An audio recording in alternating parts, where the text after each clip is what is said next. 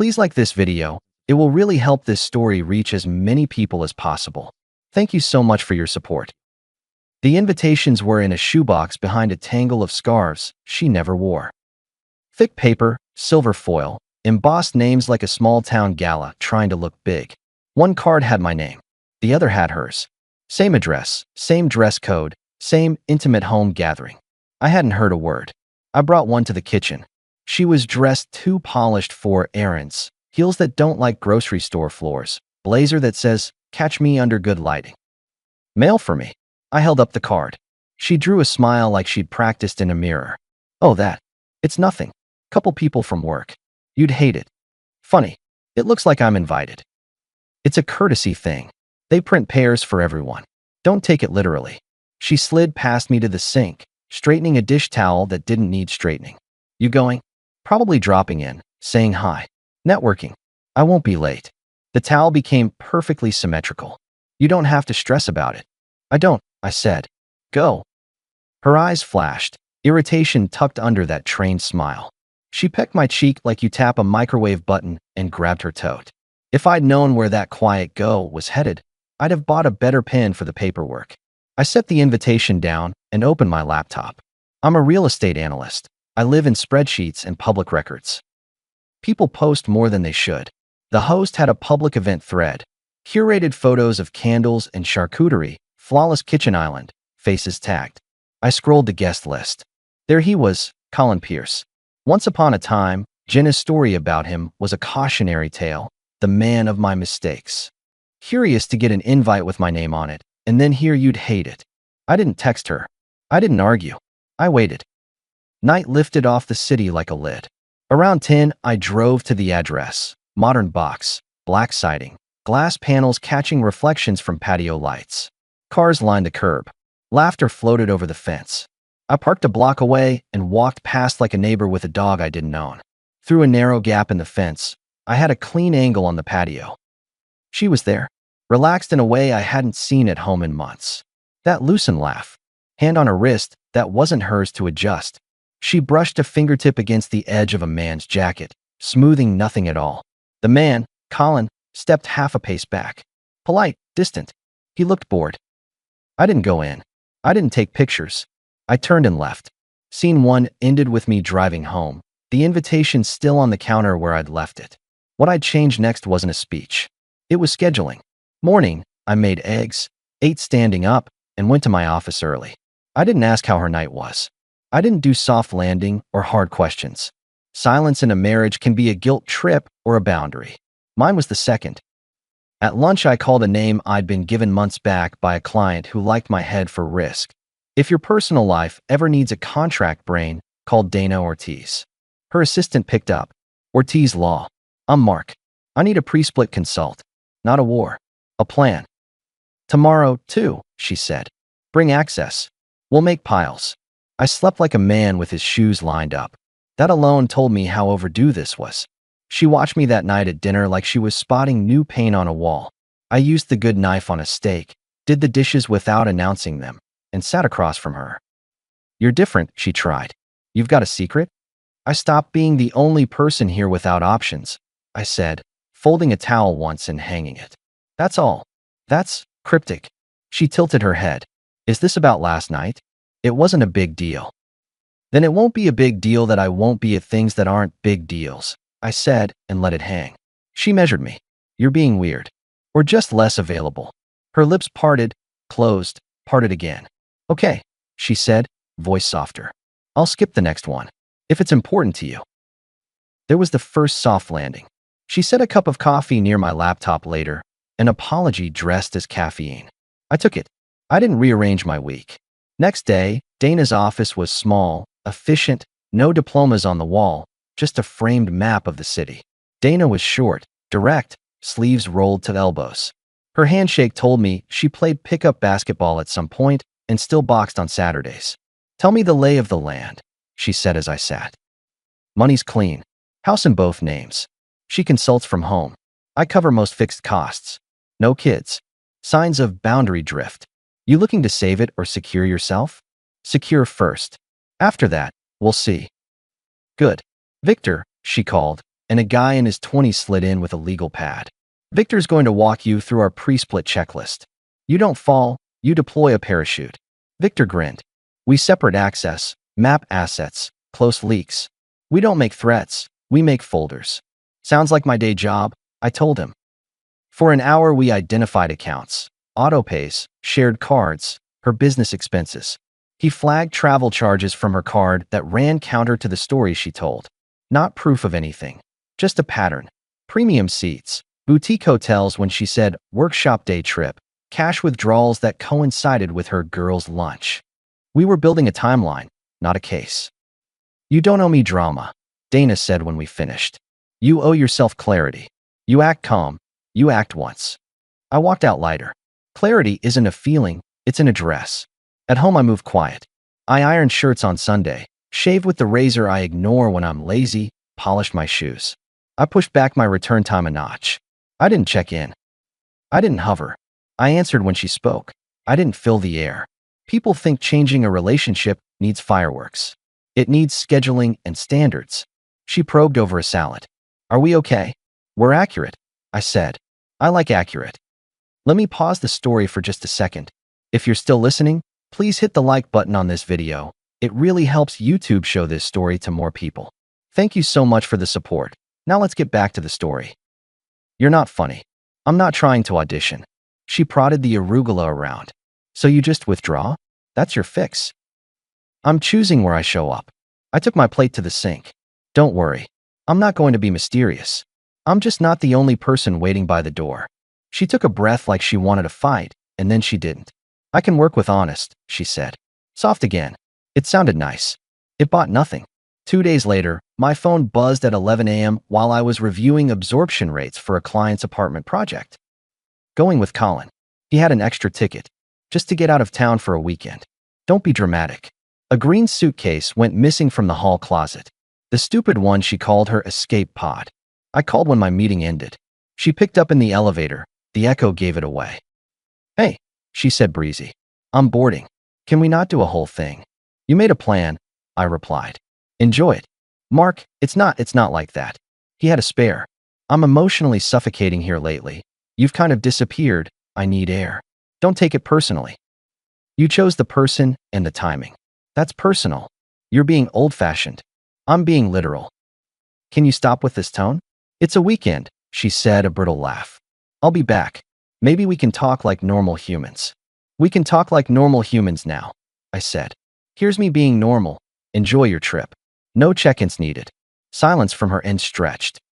You're not going to tell me not to go? She asked. You already went, I said, and hung up. I texted Dana a single line, moving to next step. She replied with a thumbs up and a time for Monday. Then I did something I hadn't done in a year. I invited people over. Nate, college friend who sells bikes and starts conversations with punchlines. Alyssa, colleague with a laugh that scares liars. Brooke, neighbor from 2 floors down, a nurse who jogs at 5 a.m. because she likes empty sidewalks. I told them bring nothing. The apartment is a showroom usually. Her magazines stacked by spine color. Candles arranged to look untouched. I cooked actual food. Music at a volume human beings can speak over. People sat on the couch like it was allowed for once. Nate popped a can and glanced around. So the museum got popular tonight. You charging admission? Membership fee is washing your own plate, I said. Alyssa lifted a brow. Where's Jenna? Getting air, I said. We're ventilating here too. Brooke arrived with flowers because she's old school and kind. Your place is spotless. Like surgical. She smirked. You do this or she does? She curates. I rent the set, I said, handing her a plate. We ate. We told stories that weren't curated for social feeds. And my living room felt like a space where the people who live in a city actually live. No one asked about us like they were picking teams. They just existed with me. It was enough. Close to midnight, my phone buzzed again. Video call. Jenna. Patio behind her, city lights, wind through a hotel balcony railing. Hey, she said. Her mascara was perfect. It's late. For both of us, I answered. It's dumb, but I feel weird. Alone. She tilted the camera as if by accident. A second wine glass sat on the small table by the chair. You're not alone, I said. Can we just talk? I don't want to fight. Her tone turned sugar. I miss normal. Here's normal, I said and flipped my camera. The shot caught Nate telling Brooke a story about a customer who wanted a bike because it looked fast standing still. Brooke leaned in, laughing. Without thinking, she kissed my cheek like a sister when you pass the salt. It landed in the frame. Jenna's face tightened. Unbelievable. It's not a show. It's a mirror, I replied. Enjoy your weekend. Mark. I ended the call. Then I put my phone face down and passed Brooke the pepper. Monday, I was back in Dana's office. You look rested, she said. Sleep is cheaper than therapy, I said. Victor had a neat stack waiting. Access separated. Subscriptions wait. We have a draft for voluntary dissolution if you want to file first. No kids. No support if the financials line up and the conduct is a pattern, not a one-off. We recommend pictures of statements, not screenshots from social. Facts, not feelings. Dana tapped a page. I don't need her demonized. I need a narrative that shows decisions and consequences. Your job is to keep your voice even. No surprise confrontations. We let the paper talk. I'm good at paper, I said. That's why you'll be fine, she answered. One more thing, don't gloat. People like her need oxygen. You give them silence and a folder. I left with a folder and a simple plan. I started coming home a little later, carrying nothing dramatic, just my gym bag. I set clear lines on the calendar. I put an auto transfer into a separate account for my share of household costs and left hers to her. I locked down my credit. I updated passwords like a boring adult. No speeches. She came back Wednesday night with the green suitcase and eyes that wanted me to fill silence. Hey, she said, wheeling it in. I brought pastries from that bakery near the hotel. She set a box on the island like it could erase a flight manifest. Thoughtful, I said, not moving. So, how was your weekend? She asked it like a test everyone fails. Alive, I said. Good. She opened the fridge for no reason, closed it. We okay? We're accurate, I repeated. You? It wasn't what you think, she tried. We didn't. You don't owe me that play, I cut in. You made a plan that didn't include me. That's the whole story. You pushed me away. The box lid snapped. You disappeared emotionally. I stopped being the only person auditioning. She measured the room. I can make it up to you, she said. Let's do a trip. Just us. Napa? Or something close. I'll book it. Second soft landing. Now we were negotiating through pastries. I leaned on the island. Rain check, I said. The thing I'm booking doesn't fit a wine weekend. What are you booking? Clarity, I said, and slid the folder from Dana onto the quartz. Papers, tabs, signatures flagged. Voluntary dissolution, property notes, joint accounts list with my share circled. She stared like the island had cracked.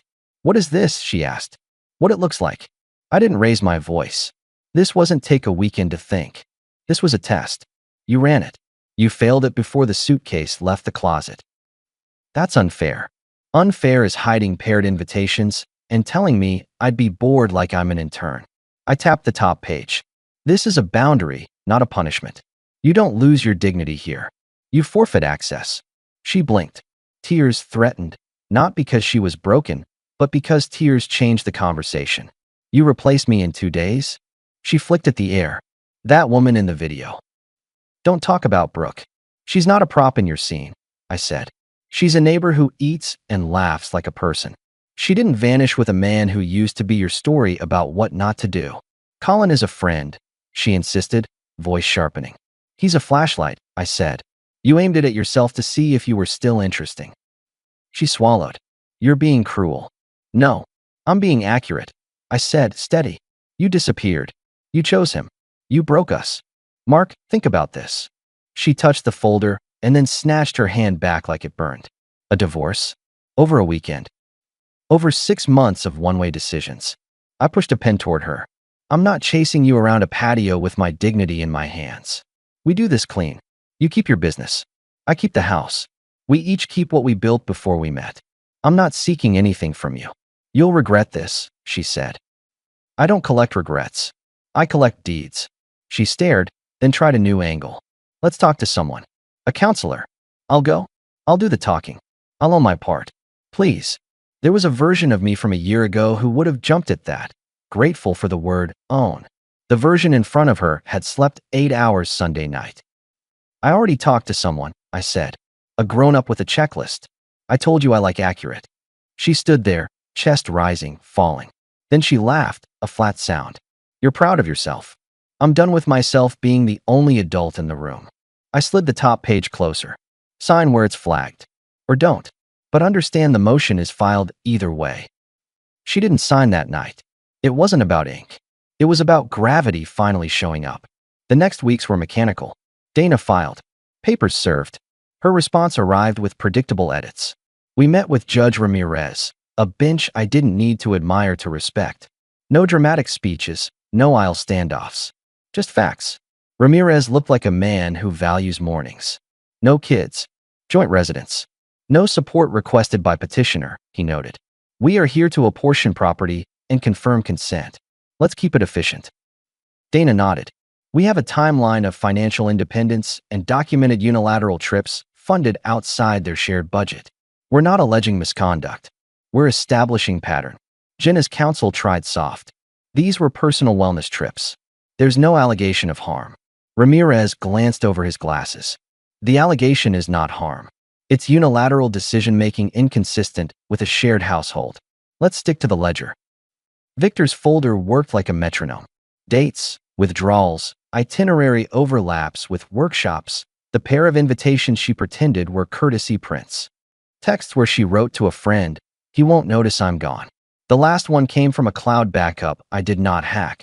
Jenna had sent it to someone foolish enough to keep everything. Dana kept it dry. We're not here to fight. We're here to finish.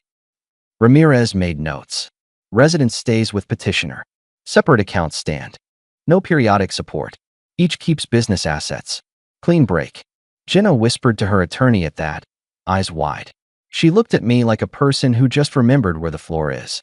Ramirez signed with the efficiency of a man late for lunch. You two can decide to be angry, or you can decide to be adults.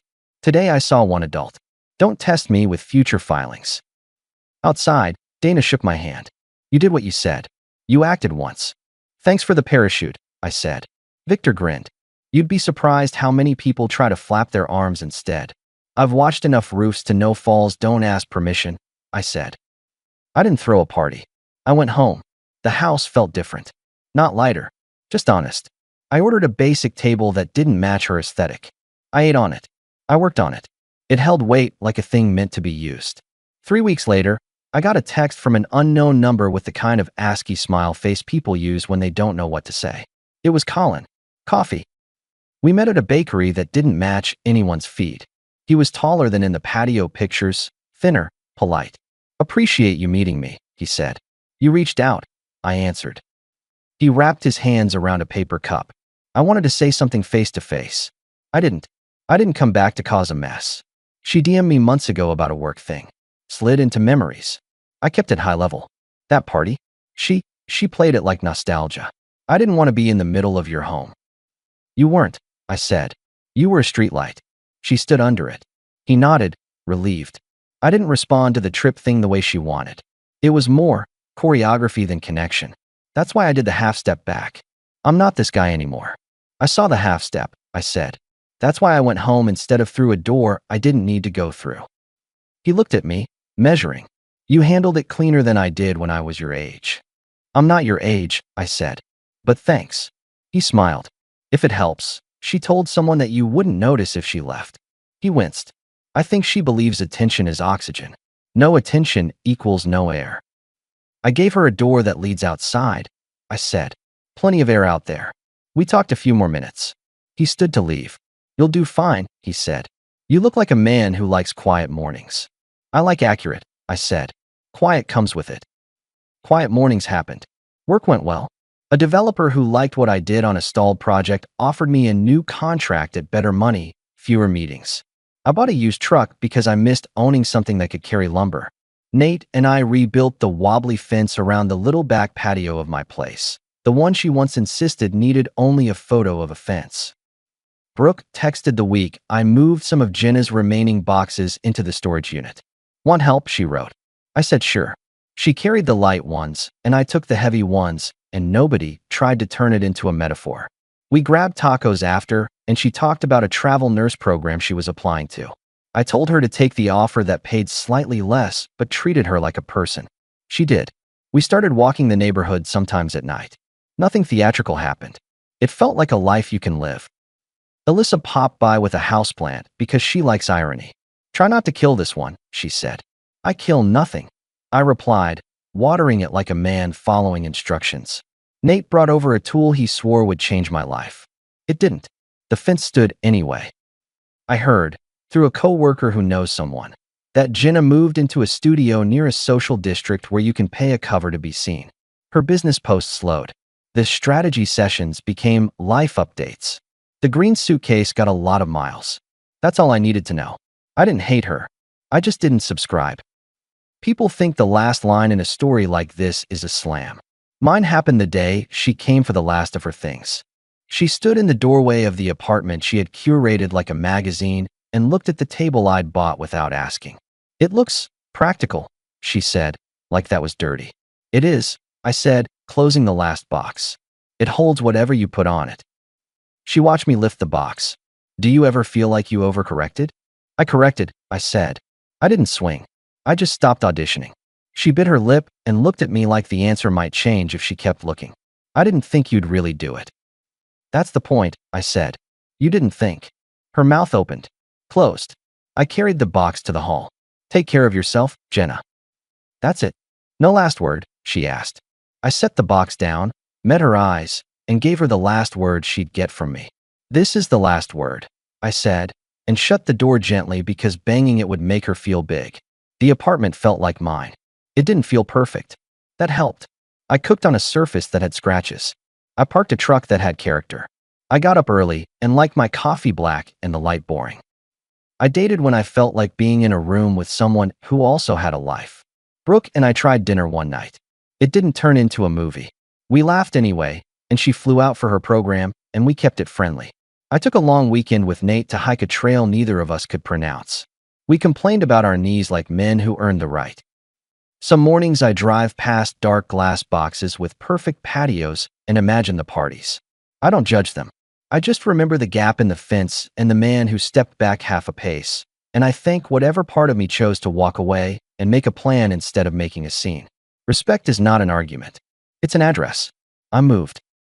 Our story has come to an end. If you've made it this far, how about subscribing to our channel? It helps us immensely. I've selected 2 other videos for you that I'm sure you'll enjoy. Feel free to click on them. I'll be waiting for you in the next story. See you soon.